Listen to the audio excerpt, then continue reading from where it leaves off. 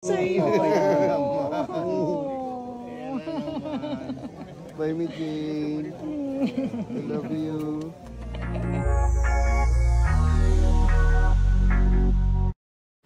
Magkasama nga itong si Andy Eigenman at ang kanyang kapatid na si Gwen Gak sa araw ng libing ng kanyang ina na si Jacqueline Jose.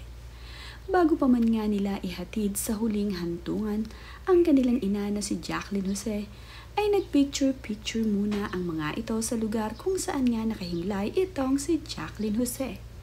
Makikita nga dito nakasama ni Andy Eigenman ang kanyang anak na si Ellie, pati ang kanyang fiancé na si Pilmar Alipayo. Nagkaroon nga sila ng group picture ng kanilang pamilya. Ngayon nga lamang ulit nakasama ni Lilaw at Kowa ang kanilang Tito Gwen. Tila naman nga wala sa kondisyon itong si Kowa dahil nagpupunas nga ito ng kanyang mga mata at wala nga sa mood magpa-picture. Sa wakas nga ay nabuo rin ang pamilya ni Jacqueline Jose, yun nga lang ay wala na siya. Pero ang mahalaga nga sa huling pagkakataon na hiyahatid siya sa huling hantungan ng kanyang pamilya ay nakumpleto ang kanyang mga anak at ang kanyang mga apo. Lahat nga ng pamilya ni Jacqueline Jose ay nagsuot ng kulay white. Hanggang sa mga anak nga ni Andy na si Lilaw at Kowa ay nakasuot ng puting damit. Makikita nga rin na nandirito ang ina ni Jake Ejercito na sila Arnie Enriquez na hindi iniwan ang kanyang apo hanggang sa kahuli-hulihang pagkakataon. Mangyang si Jake Ejercito ay hindi iniwan ang kanyang anak na si Ellie hanggang sa kahuli-hulihang pagkakataon. Ito nga ay nakaalalay dito sa kanyang anak na si Ellie hanggang sa mailibing ang ina ni Andy Eigenman.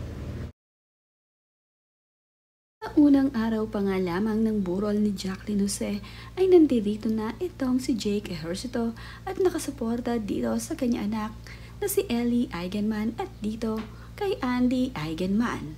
Ang buong Ejercito family nga ay hindi umalis hanggang ngang hindi na ililibing itong si Jacqueline Jose. Araw-araw nga ay bumibisita sila dito kay Jacqueline Jose. Ang mga kapamilya ni Andy Eigenman ang nakipaglibing dito kay Jacqueline Jose. Ang ilan nga rin sa mga nandirito ay matatalik lamang na kaibigan ni Jacqueline. Kompleto naman din ang pamilya ng kapatid ni Jacqueline Jose na si Veronica Jones hanggang sa kanyang apo nga ay nandirito at hindi iniwan itong si Andy.